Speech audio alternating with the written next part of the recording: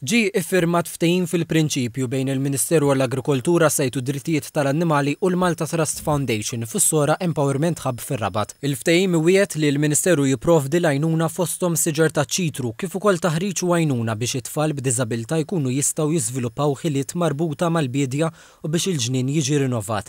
Il-Ministru Anton Refalo qal li jinsab sodisfatt bil-ftehim u wiegħed li l-Ministeru se jgħin kif jista' biex jipprovdi l-għajnuna għal dan l-għan nobli.